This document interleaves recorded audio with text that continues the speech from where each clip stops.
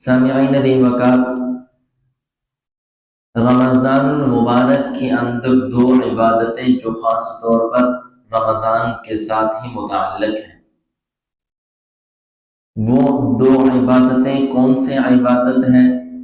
دن کا روزہ ہے، رات کی تراویح ہے۔ باقی دنوں کے اندر بھی فجر کی نماز آدمی پڑھتا ہے، رمضان کے اندر بھی پڑھتا ہے، دیگر نمازیں پڑھتا ہے، لیکن یہ تراویح اور روزے کا تعلق صرف رمضان کے ساتھ ہے۔ یہ دو عبادتیں خاص طور پر ان کا تعلق رمضان کے ساتھ ہے۔ اسی لیے اللہ کے پاک پیغمبر علیہ السلام نے بیان فرمایا، فرض صیام رمضان، کہ اللہ رب العزت نے رمضان کے روزوں کو تم پر فرض کر دیا ہے۔ وَسَنَنْتُ لَكُمْ قِيَامَهُ،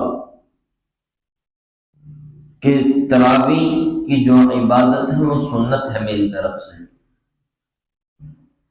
اور اسی طرح فرمایا اگر ایمان و احتساب، جس نے دو عبادتیں کر لی رمضان کے اندر جو اس کے ساتھ صرف خاص ہیں، وہ دو عبادتیں باقی بھی کرنی ہے، لیکن ان دو عبادتوں کا بھی اہتمام کر لیا، تراویح اور روزے کا، ایمان کی حالت میں، اور فرمایا کہ ثواب کی امید کرتے ہوئے اس کی نیت درست ہو، فرمایا اللہ رب العزت اس کے تمام گناہوں کو معاف فرما دیتا ہے، اور وہ اس طرح ہو جاتا ہے کہ جیسے کہ وہ آج کیوم ولدتہ امہ، جیسے کہ وہ آج ہی اپنے ماں کے پیٹ سے اس نے جنم پایا ہے۔